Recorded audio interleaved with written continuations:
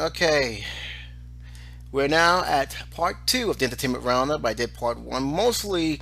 The reason why I was doing it two parts because I realized I had other stories to talk about, and I spend the majority of talking about James Bond. So I decided to break it up into two parts. I do have a lot of stories I want to talk about in the entertainment world. Interesting stories, some sad stories, some fanfare stories, pretty much involving Star Wars. Might as well get this one over with right now. Congratulations to the Kansas City Royals. Said I was going to make up a video. I might as well just do it here. Very heartbreaking loss for the Mets.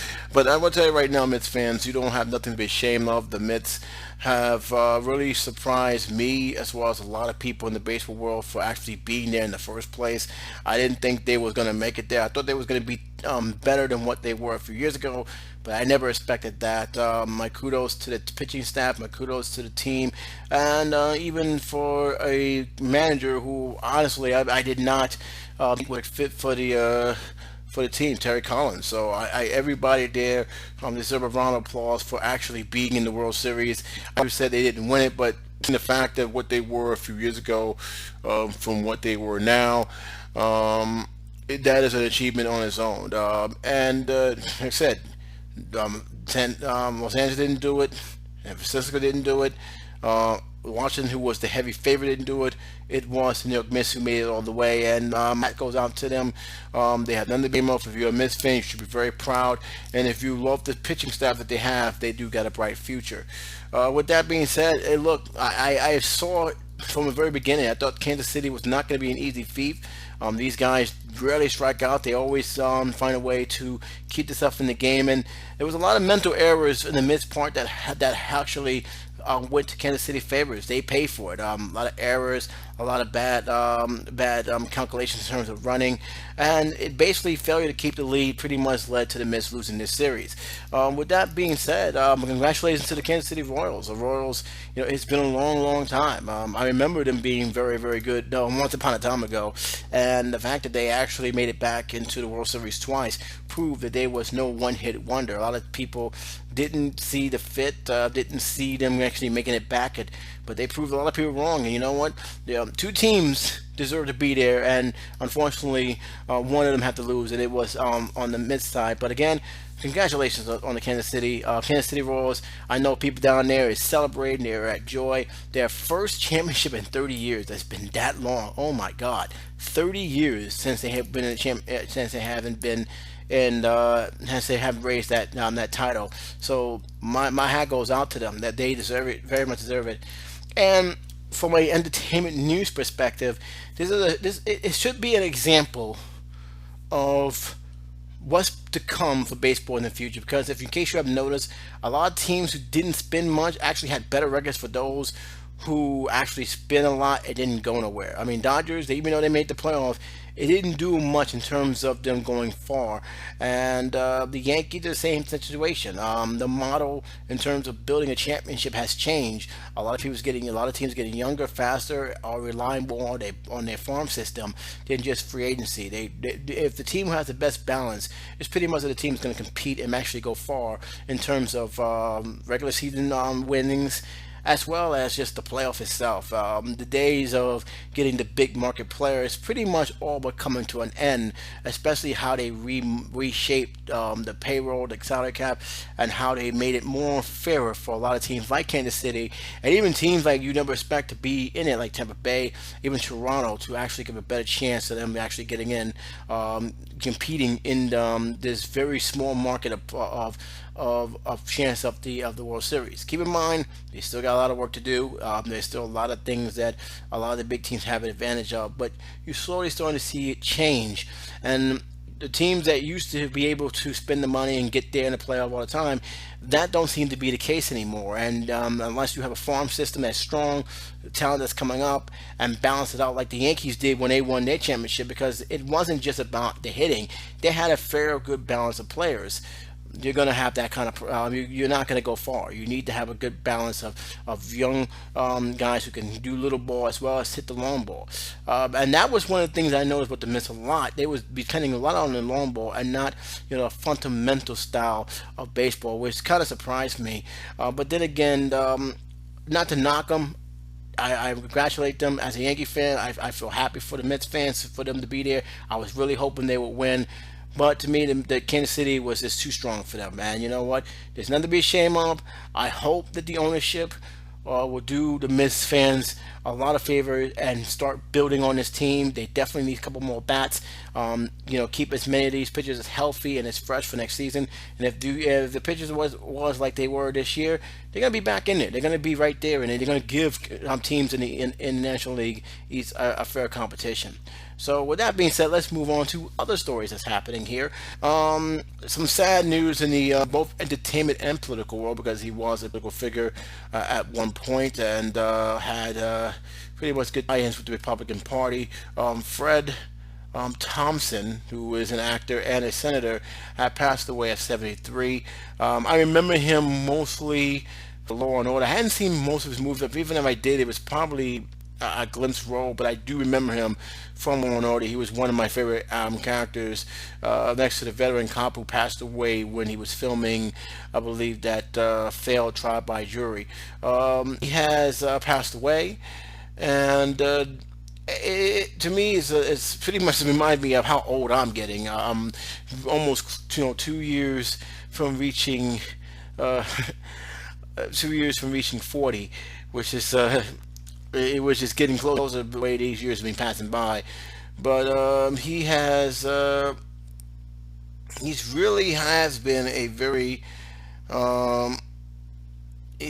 very influence in terms of film and also in politics, because he is one of the very few that actually challenges his own party, which he did in the primaries in 2008. But Fred Thompson, to me, will always be known as the actor, will always be known as the person who played on and played it very good. And he's going to be missed. He's going to be missed a lot. This is one of the things that I really was hoping that was one of those stupid, fake news, but it was confirmed.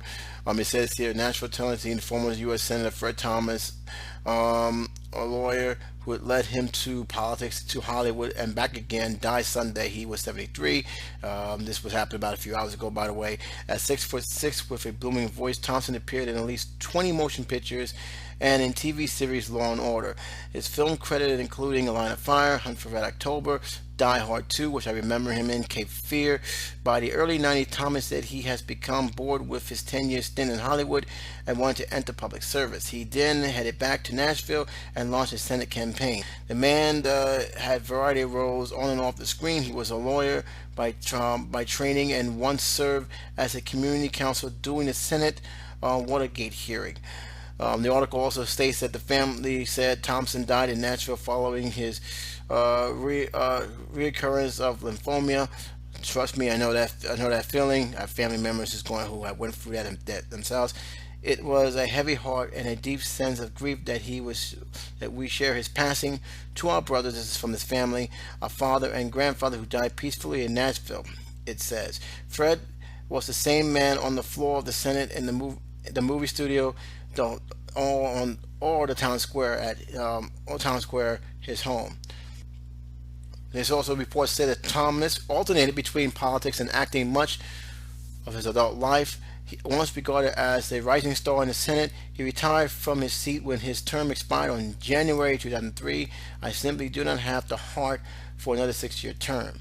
This is something that Thomas has said in a statement then.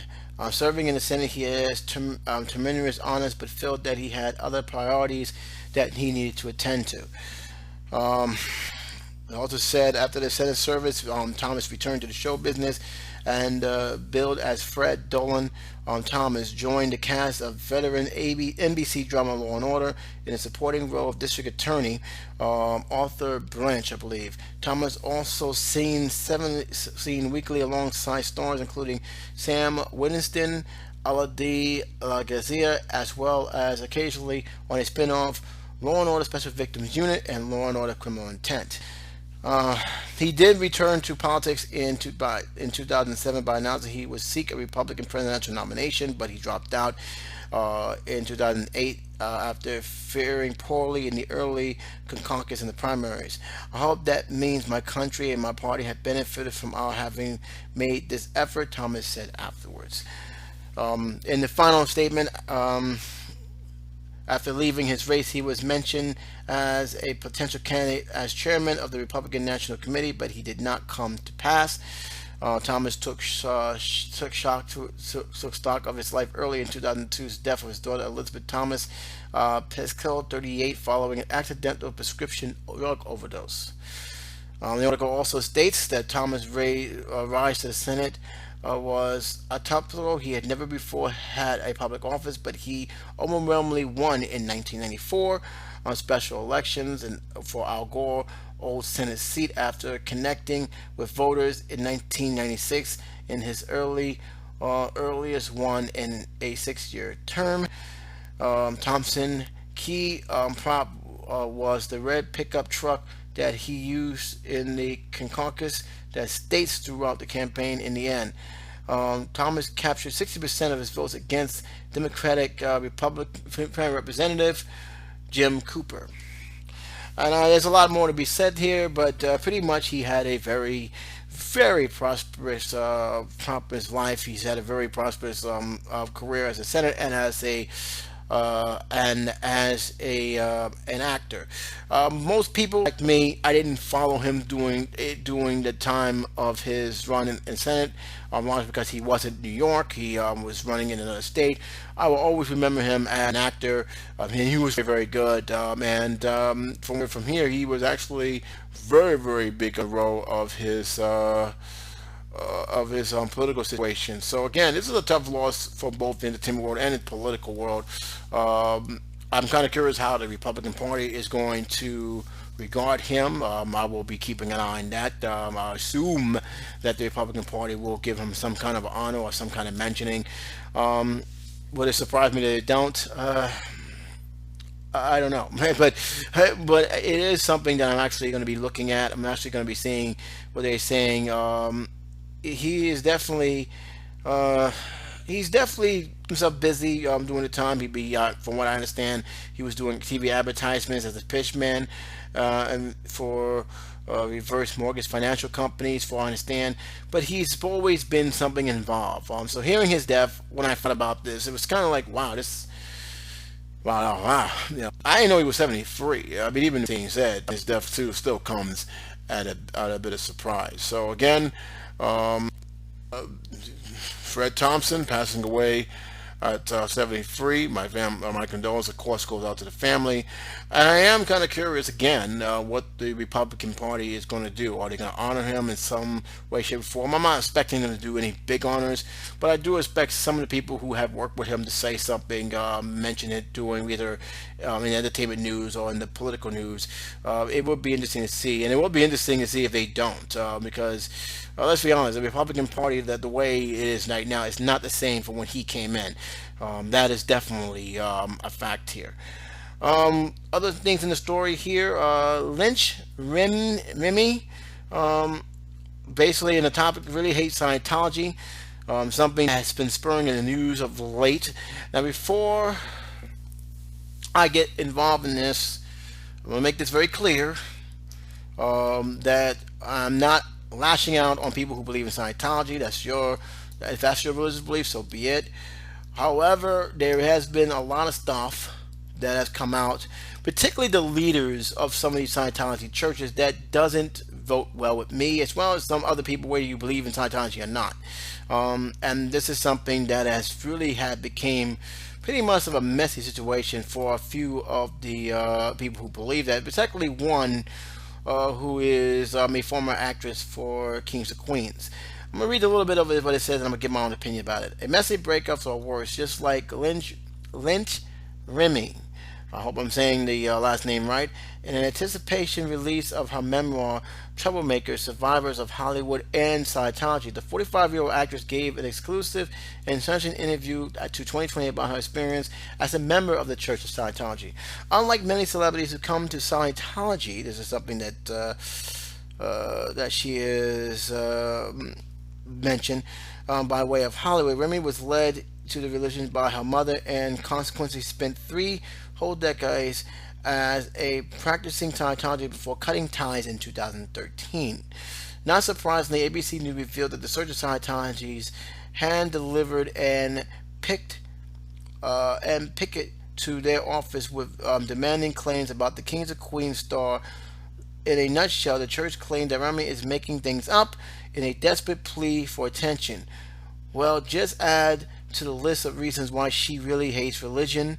Hate the religion. Here is another. Now, go on here. Get me one thing clear. I don't think she's actually making things up, and the reason why is, and this is something that has actually been brought to attention, even why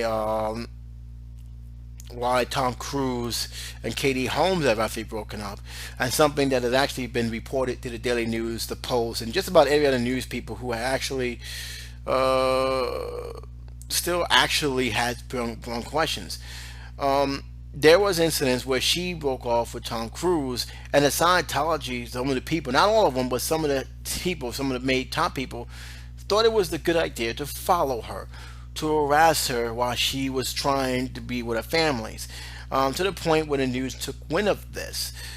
This is something I have brought up in an independent vlog about the situation. I even went after so many people saying, "What the hell are you doing? You don't have no right to follow or harass." To me, that was the thing that bothers me. And also, there's a lot of other stuff that has happened that not just what she had mentioned, but other people who are not even stars have mentioned that made them very uncomfortable to the point where they are forced out. So her making it up is highly unlikely, but it is something that has brought to a lot of things to attention and brought a light to what Scientology is really about. Keep in mind, we do have a couple of churches in New York City that dedicate to Scientologies. Now, again, I don't know what their beliefs are. I don't know what where philosophy is. I never bother asking, and it'd be wrong of me to go out there and say that they're a cult or they're a bunch of guys who are driven or who are hate groups or anything like that. I don't know. But one thing I do know is that it doesn't look good when a group of Scientology members harass, follow, and even threaten a fellow member. And that is something that has been reported. That's something that has been constantly talked about throughout the years about this area. And to me, no matter what they feel about this, and I'll say it right off the bat, even if you felt she's wrong about doing this and you guys think she's making it up, one thing I always ask the question, and this is something that I always ask any church: why don't you ask the church people in charge what their philosophy is, and most importantly, why they feel they need to do the certain things they do? I give you a perfect example. I'm going to just forget about Scientology for 1 minute. We have a situation upstate about a church. This is a Christian church, very satanic church, very strict church. They're in the whole lot of hot water because they thought it was a smart idea to beat up on 2 teenage boys. One of them is dead. A couple of people facing charges of child abuse and murder. And this was all because they want to try and submit their sins to them.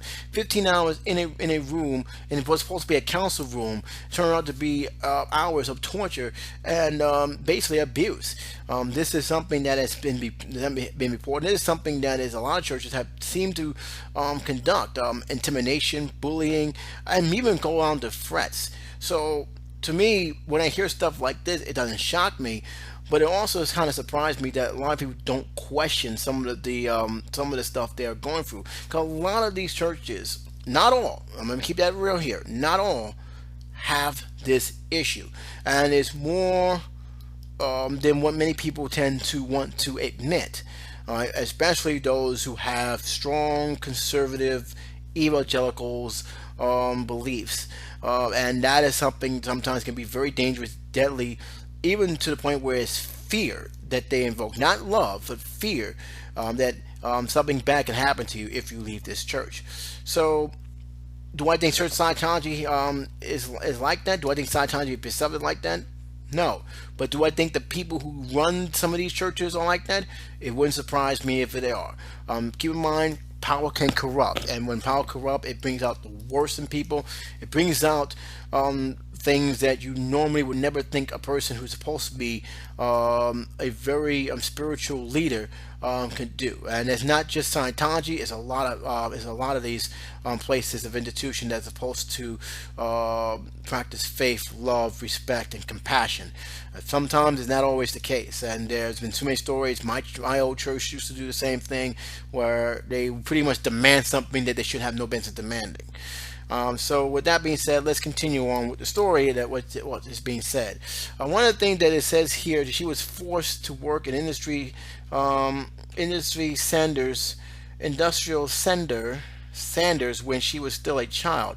Shortly after joining the church, Remini's mother, Vicky Marshall, placed both Lynch and her sister Noah on a Sea Org, a group of Scientology volunteers who dedicated their lives to the church. According to Lynch, the living conditions were abysmal and the work ranged from unpleasant to best like being part of a cleaning crew to unsafe at worst, like working in an industrial center. Though Sea Org members are required to sign a billion-year contract, yes, a billion with a B, Lynch was basically kicked out after 1 year for not living up to ethical standards of the group. What did she do wrong exactly? She let her boyfriend lightly brush her hand on her shirt. Now, I don't never read this memoir. I don't know how true this is. I don't know of anything else. Keep in mind, would it shock me that they make strict rules like this? No. Trust me, I've heard much more stricter rules from some of the Catholic churches I had went to my young years. Even some of the conservative Baptist churches, or supposed to be Christian, like have certain strict rules where you can't even watch music without being called a sinner.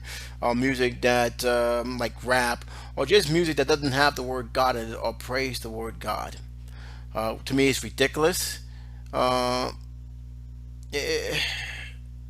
It's just, again, I think it's a form of control. It is a form of control, and it is a form of strict discipline that sometimes go overboard.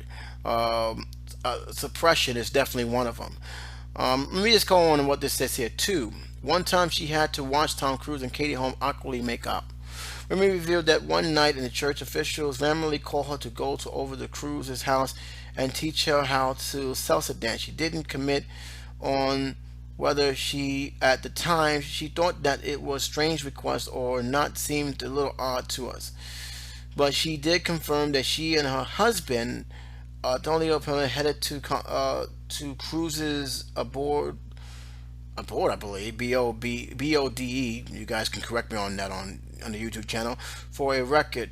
Peregrine used to be a salsa band, or perhaps Cruise considered him an authority on the subject. In any case, when the couple arrived, they were met by two church officials and Cruises, who was otherwise engaged with his then new girlfriend, Katie Holmes. He was like forcibly kissing Kate. Remini explained in a slight shudder. I said, "Hey, get the effing room," and I was written up for that.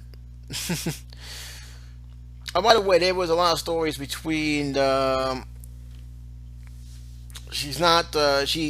was a lot of stories between Katie Holmes and Lynch. I will get to that probably in a separate video, but there was a response to that, and I want to get it as a separate one. But I'm just going to stick with this because it's very important I talk about this and the other one by itself, so I can give a full respect towards what I got here.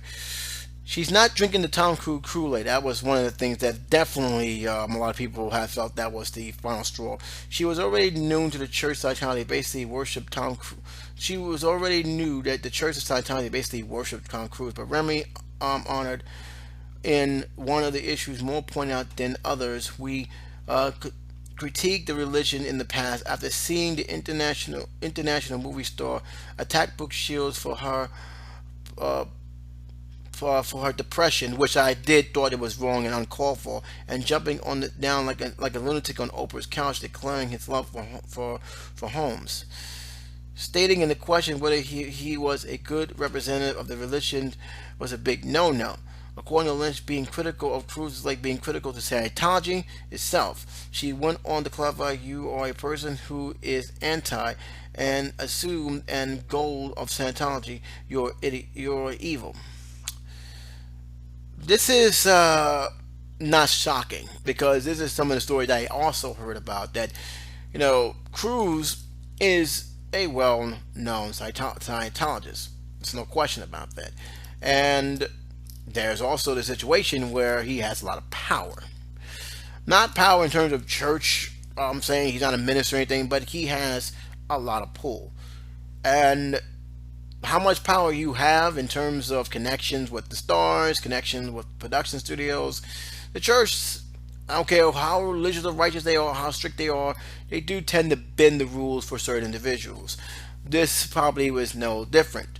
But then again, we're also going on one side here. So, again, Tom Cruise, regardless of what you're feeling about him and I, have never really confirmed or denied or do anything else. He did said in a statement that yes, Scientology was the real reason why his wife and him is no longer together.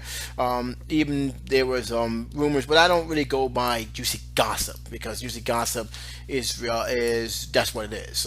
Him not seeing his daughter for years, her daughter growing up without him, not showing up for birthday parties, which I find it very hard to believe. And I find if that's the case, shame on him because you only have one child and you want to pressure as many times as you have. And I know you're busy, but your daughter should be the most important thing to you and deserve, not nothing else. However, these were going by gossip articles that make a living over spreading false rumors, and there hasn't really been no big proof otherwise. The other stuff I've seen, there were a lot of stuff he have said that was out of line. Brooke Shields' depression was unacceptable. I still remember that to this day. It was like the most disgusting thing I think he ever said, and he had paid for it. A lot of people got on him for that, and he did jump into it which I don't see that as a big deal. I really didn't. I thought, oh, he's happy. He's happy. He's in love. He's like a 15-year-old. But it didn't bother me. It didn't really bother me. And to be honest with you, I didn't even know he was into Scientology. Scientology came after the fact. After the fact that I realized that he was into the situation. And I knew Scientology's been around for a while. I just didn't really care for it. I didn't even knew it existed that deeply until the whole Katie Holmes Tom Cruise thing. So it really was something that to me was still fresh in my mind. And again, a lot of people said a lot of negative things about Scientology, but again, I can simply point out a lot of stuff that was negative about my Baptist church, as well as other churches that I have came across with. So to me, just knocking them down is idiotic.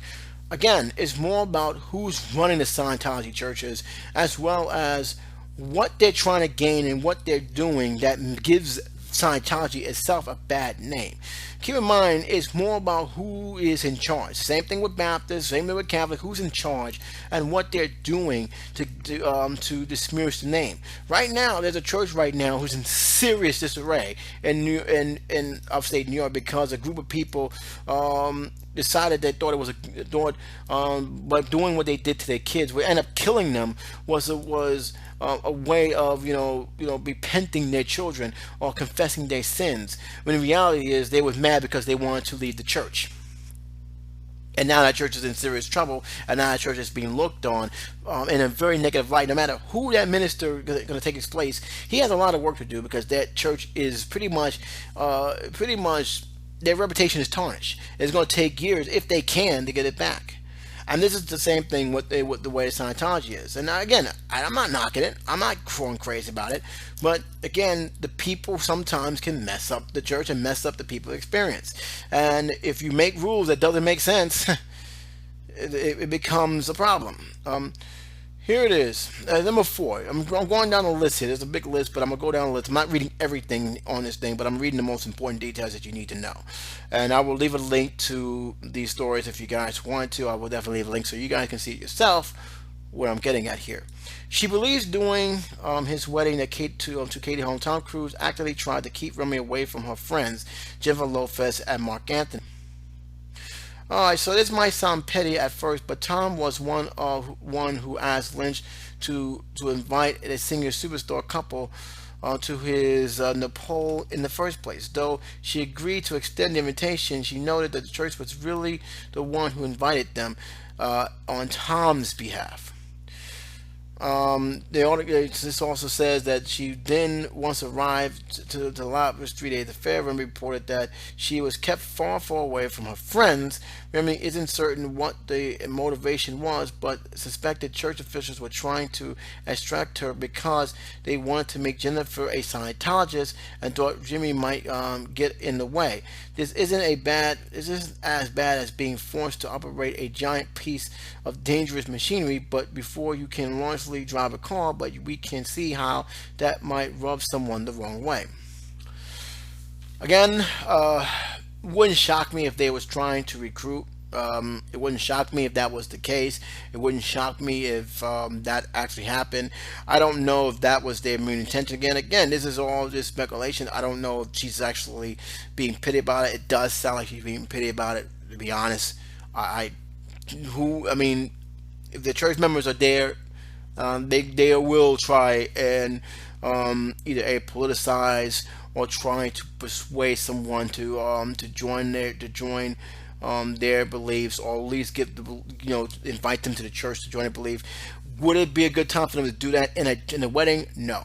I get a very big problem when churches or ministers try to point their views, or you're there to perform a wedding ceremony. You're not there to preach me the Lord or anything that you guys believe in.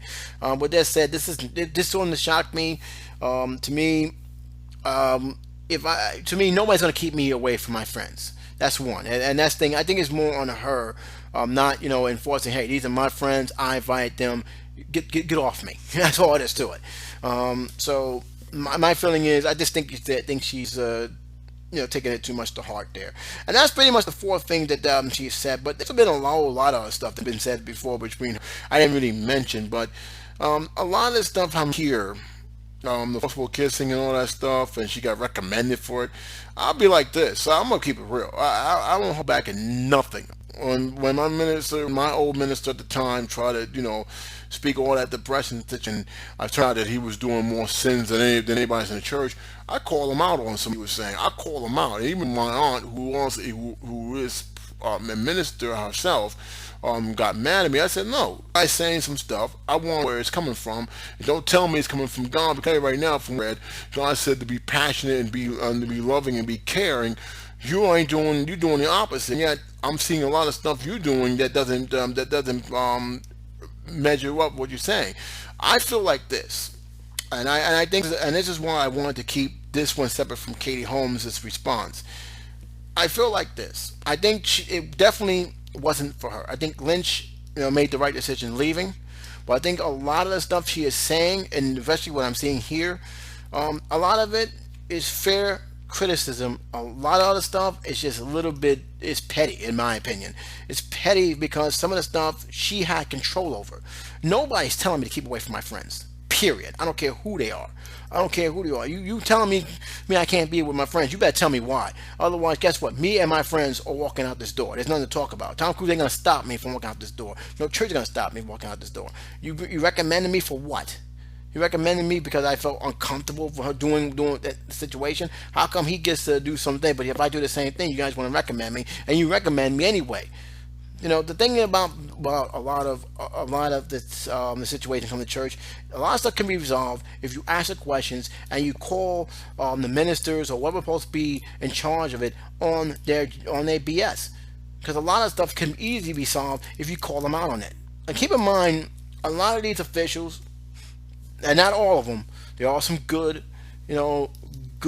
ministers, good pastors, good officials of the church who try to do good things, who try to show an example with love and compassion. And these are the guys I commend for, those who really practice what they preach. So don't think it's a bashing on church. It's not. Bashing is the nonsense that some of the people who give churches a bad name, who give religion a bad name. But at the same time, as members, no matter what church, whatever what it is, can easily resolve that if you call these people out on their BS. Because a lot of it is BS. A lot of it is bone-faced lies. They lie to a lot of their members, believing that this is how things are, when in reality that's not it at all.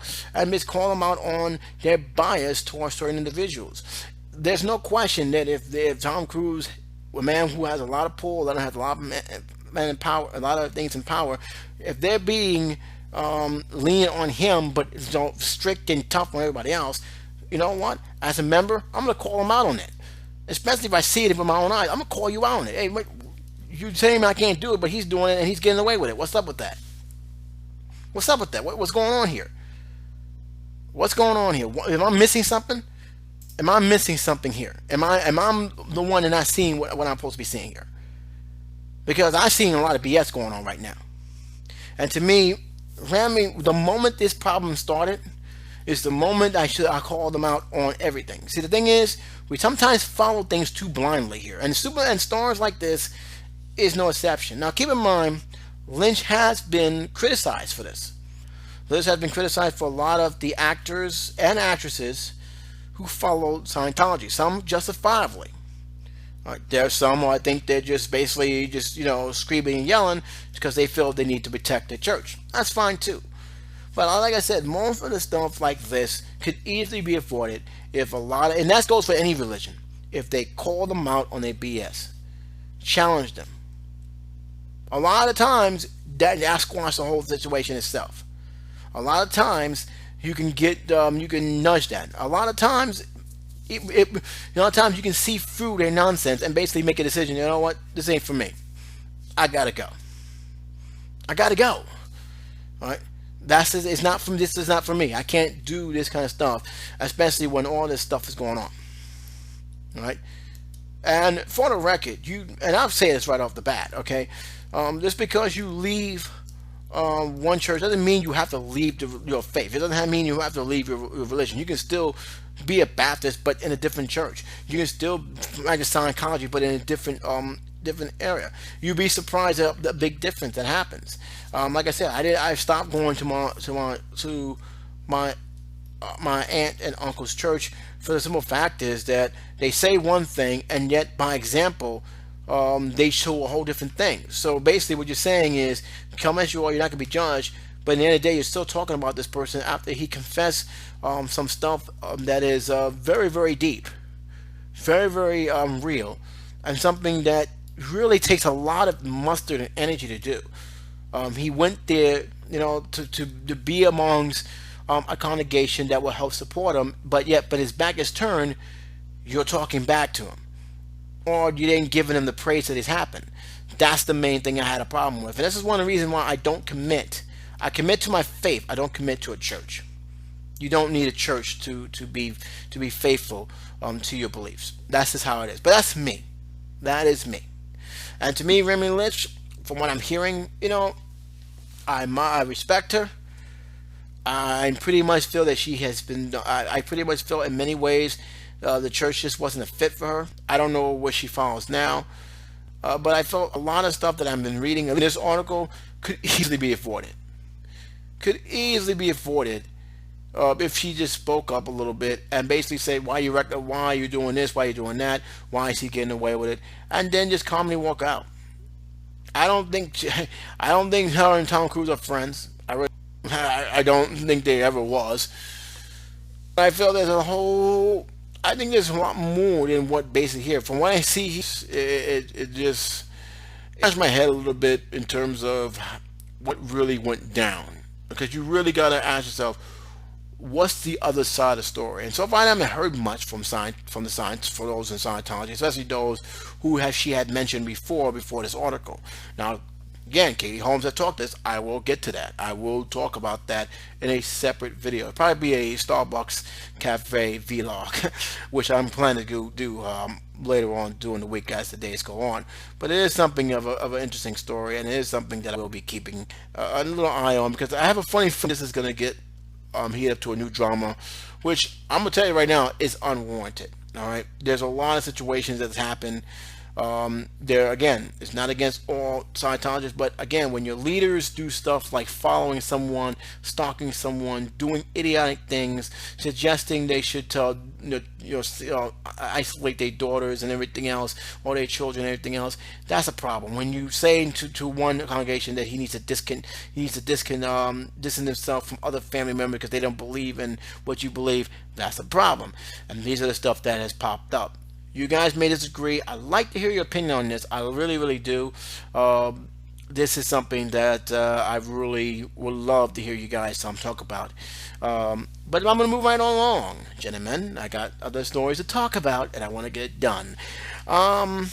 Trevor Noah is actually doing better than Jon Stewart did when he first took the reign of the Daily Show. Before I read the article, I have checked out the new Daily Show host. I actually like what he's doing. I like the direction he has taken it. He is funny. He is full of energy, and more than I actually expected. And I like the way he has changed the form a little bit. Keep in mind, Jon Stewart was the second host. The Daily Show, when I saw it, when I first got in contact with it, was nothing like what the Daily Show was when Jon Stewart had taken over, and that's not a bad thing at all. It was a very good thing. He had his own spin to it. He really put a face into stupid politics, and it made him a very famous face in network television. He basically single-handedly made fake news actual news. Trevor Noah, to his credit, has definitely have kept that flavor, but to a different look, and I really liked what he's done. I think he's done a great job. I think they made a good choice, despite the fact that he did came with some luggage, some jokes that didn't go too well on Twitter, of course. But overall, he has done a very good job, and the people are very happy with him. So let's just read what the article says here. 1 month down, about 187 more to go. That is, if the new Daily Show host Trevor Noah hopes to catch up to predecessor Jon Stewart's incredible tenure. So far, so good, according to the Comedy Central president, Michelle Gunlis. I couldn't be happier, she told The Wrap, adding that the new guy offers a more global perspective, which is true. If you notice, he does tend to go more into the universal one, where Jon Stewart, who did for most part, but he kept it grounded on the social and political area. North actually took those social area and compared it with some of the stuff that is going on overseas. One of the perfect examples, what I actually applaud him for doing, is seeing how some of our candidates speaks the same way as dictators do in South Africa, not South Africa, but Africa, and some of these African countries, as well as some of these places who really are not real people for the people, but for themselves, and more like that suppress freedom than actually help move it along.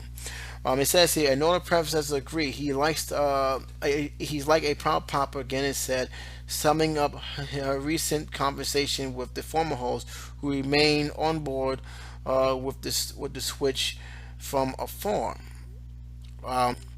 We made an absolute right choice. Lawrence said to North, the show needed to evolve, which it is. And I think it actually has done very well. It says the show is younger and towards non-liner performs non-liners and towards non-liner performs platform. Sorry guys, let me read this again. The show is going for younger and towards a non-liner platform. These days, more than 40% of the Daily Show content is consumed via digital platform versus the 30% Stewart saw before the shift. That leap is even more than Guinness had anticipated, and she admitted in our interview. Of course, the intern merit doesn't quite make their way over to the Nielsen's and, unfortunately, reality of the cable channels. Across Noah's first 4 weeks, The Daily Show is down 32% in a converted 18 to 49 demographic, and down 36% among viewers compared to Stewart's final quarter, minus his last week. That's anything but insignificant. And the reason why they're saying it's insignificant is because, and this is something that is not shocking. I want to get this very clear, okay? Not everybody's going to go with not everybody's going to go with the, the switch. I didn't go with when the Night Show with Johnny Carson and Epic Man. When these guys left, I didn't follow no one else. I didn't. I only reason why I even watched Johnny Carson and Epic Man because my grandmother was watching him, and I actually watched the show because I was a big fan of Epic Man and Star Search than I was with Johnny Carson. But I stood with him. I knew they was going to move away. Jay Leno became more and more relevant as he made guest host appearances, so I pretty much knew that it was just a matter of time. And sure enough, he stepped down and Jay Leno took his role, and I haven't followed it since. I haven't even followed the new guy. I believe Jimmy Fallon is the new guy. He's been doing it for 2 years, and I heard he's done a very good job. But I didn't really much care for it. I wasn't a fan. I wasn't even a fan of Jay Leno's movies, which made my decision very easier because I didn't like any of his movies that he came out. But many people liked it, Jay Leno, and they stood by Jay Leno, and he had held on the floor for quite some time. But this is nothing new. The fact is that Noah is going to attract new audiences, new fanfares, while they're going to lose fanfare. It's going to take some time, but a lot of things he have done, from what I have seen, is pretty impressive, and I like what they're doing. I like what they're going so far. It's not the same Daily Show, nor that it needs to be the same Daily Show. This is going to be a different thing, and you know what? I'm like what I'm seeing, and maybe as the thing situation goes. And plus, and let's be realistic here. The audiences may not be watching Comedy Central as much as they used. Normally they're going to be watching probably clips of YouTube or probably go directly towards their website. So maybe their Nielsen rating may be down, but their hits over their website may be up. So who knows how that's going to go? But for one thing I do know, it's a good start. It's a very good start. It's going to have that bumps and bruises, but it is something that I actually. I'm to say I'm very impressed with. I'm very happy where they're going with the new platform. Let me also read this. While Noah has no steward as far as Nelson is concerned, there are bright spots even pre those possibility and acute measurements. Noah's first 4 weeks delivered a double-digit growth up to 20% amongst adults 18 and 24. Now, keep in mind again. We look at 18 to 49 demographics. Look at this one between 18 and 24. Look at the switch. The older audience may not be watching it, but the new audience may actually find him very good. And that's what they're looking for. They're looking for that younger, new audience that's going to follow him through. That's a key here. Versus the final quarter of Stewart's run. So again, while Noah has not been no Stewart so far, the Nielsen's as far as Nielsen's concerned, he still is bringing out the younger viewers to watch his show.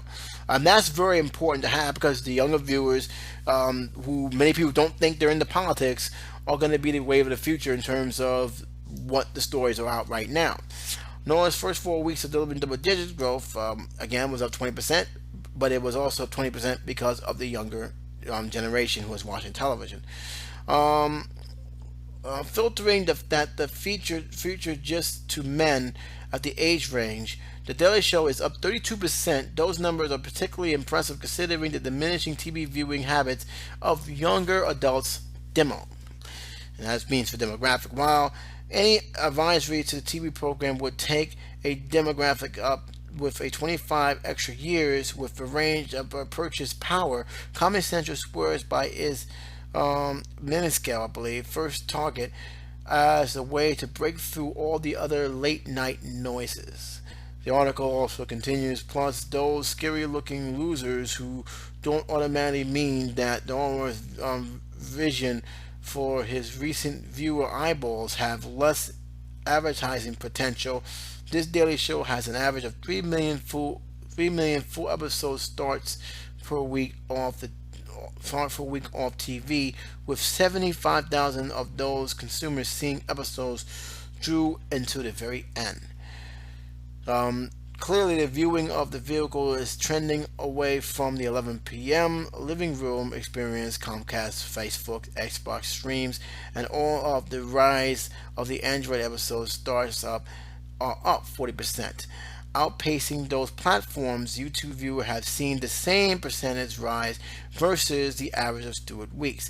And this is a very important key because some of the clips, which I don't think people realize, has become very relevant. Those YouTube clips that Comedy Central have plays a actual part of how many times people watch their shows. They clip it on, they put a little bit of clip, and that actually helps brings a promotional thing. Something I wish YouTube used a lot more with other videos, such as those gameplays that a lot of people have purchased. But that's a topic for another day. The South African community had also shifted Liner's viewership younger 2 years on the median basis, to be exact, and the new users are diverse, much like their mixed race foreign hosts.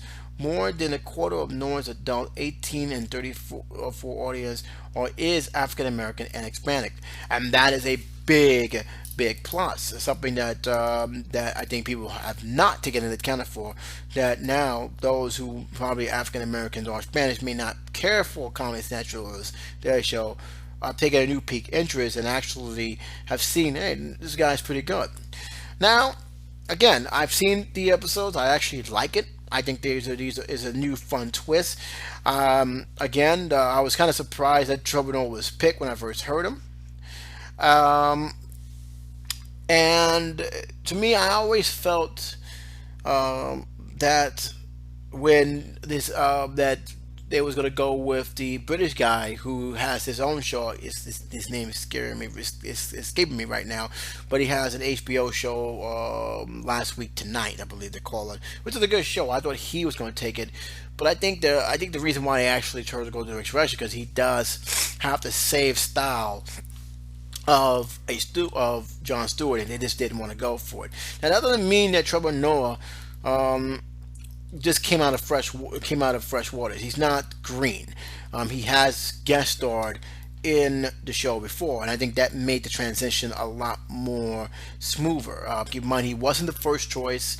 He even made fun of that. He wasn't the first, second, or third choice, but they all turned it down, which gave Trevor Noah a chance to take over that role, and so far he hasn't disappointed. And I think that, look, despite him losing some faithful viewers, which is expected to happen, especially when a new host comes in, he's going to gain new viewerships, and he's going to gain new faithful lookers. He's going to have his own fan base, and I think that's more important than anything else.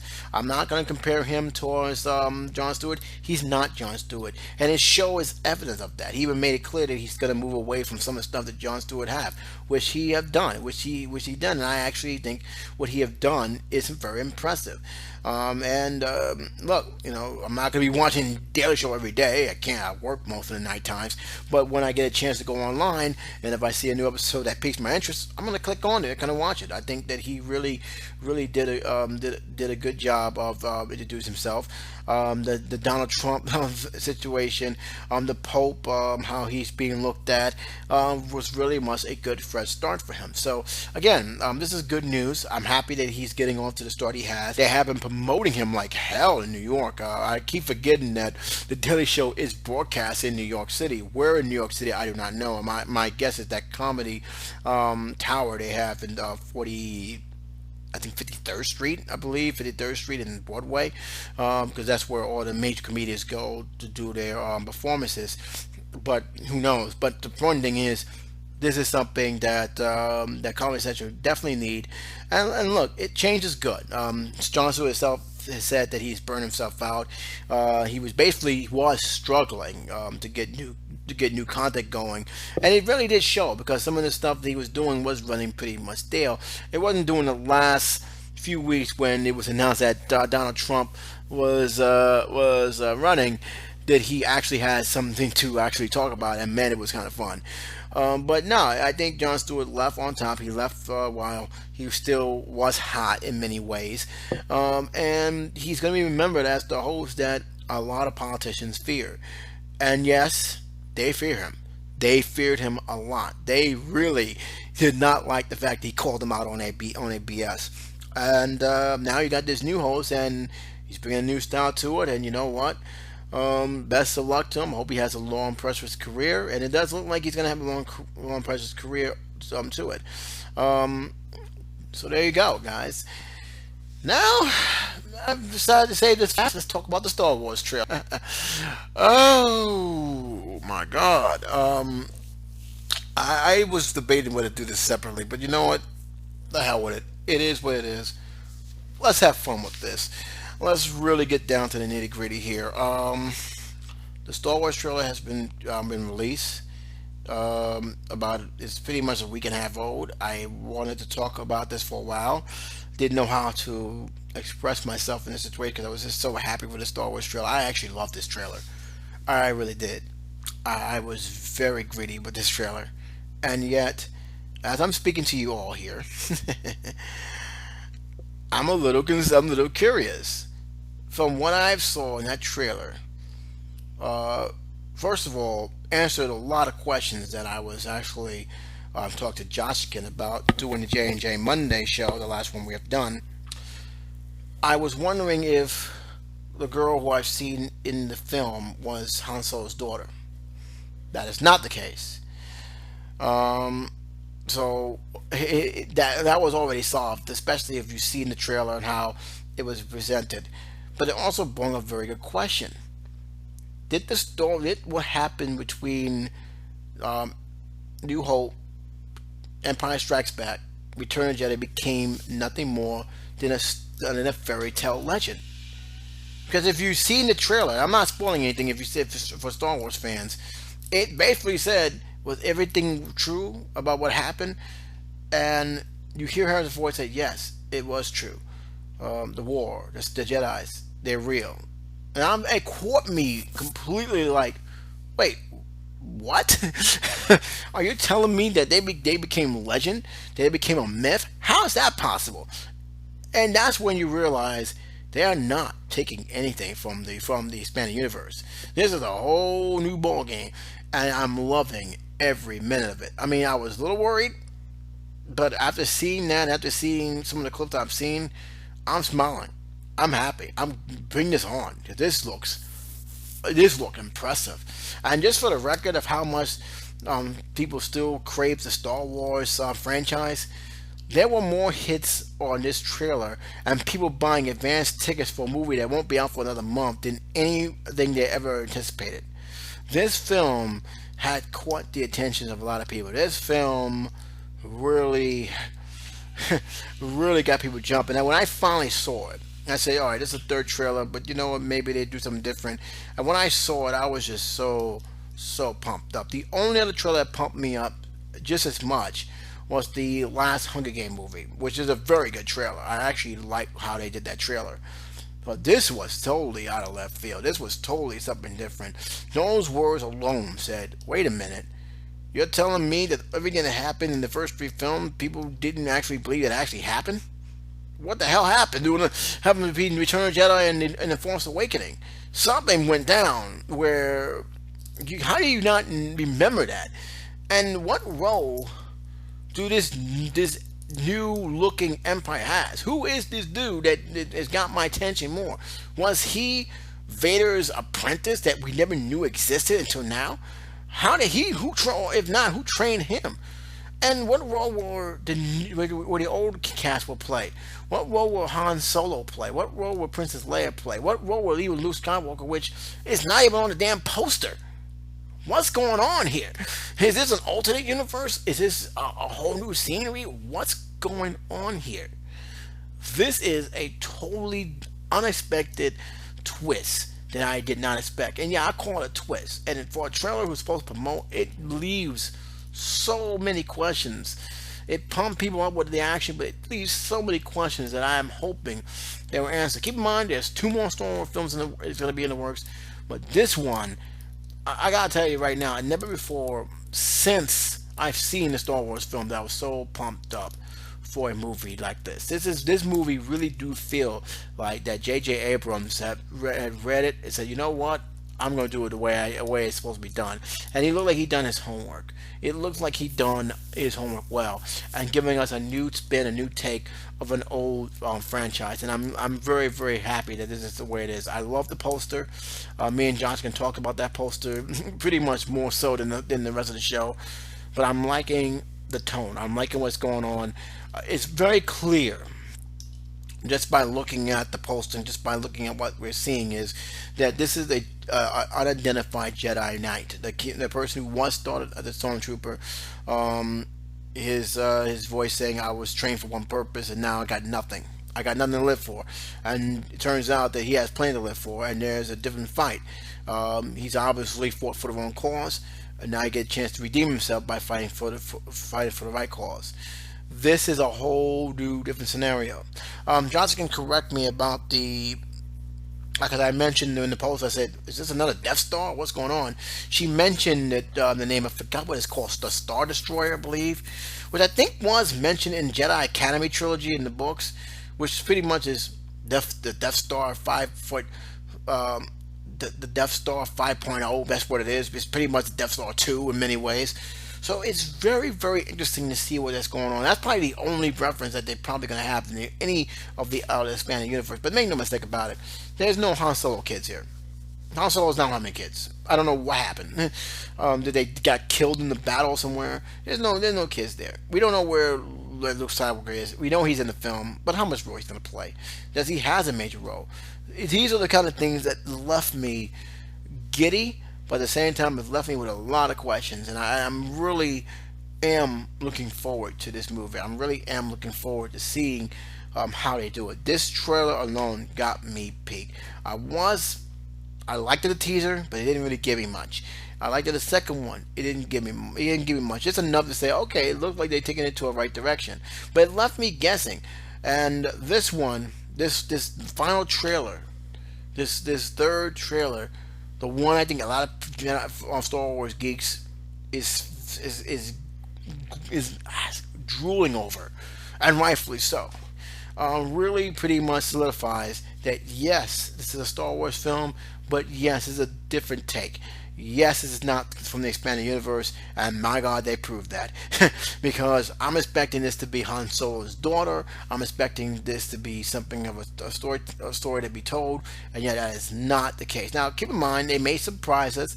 It may be that there is a link between this new Dark Lord and the Jedi family, meaning Luke, Han, and Princess Leia.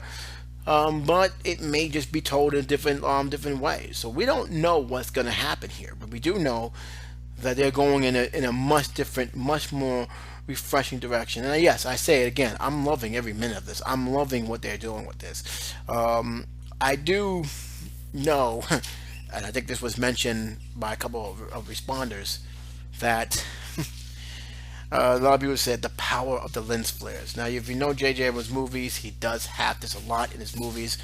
I don't have a problem with it. It's his style. As long as it's not a distracting thing. It wasn't too bad at the Star Wars film, a lot of people said. I think people just took too emphasis on how he did it. It doesn't look like it's that bad, but I am impressed with everything else he has done. Sadly enough, he's not going to be linked to the other films. Kind of weird how it is. J.J. Abrams wanted to do it the whole time, but yet there's already talks about him, about other directors. He may be involved in some production thing, but it's kind of weird that a man who loved the Star Wars may only will do just one. It's kind of weird how that worked out, but maybe that's what he wanted to do. I mean, just one Star Wars and allow the other directors to get their fresh take onto it. I do hope one thing: if this is a very success as it looks like it's going to be in terms of critical acclaim and viewership claim with the moviegoers, it's going to be kind of hard to justify not having him to do the second one, especially if he does such a great job with that one. But keep in mind, we're still a month away. We still have to go for a lot of the films to get into here.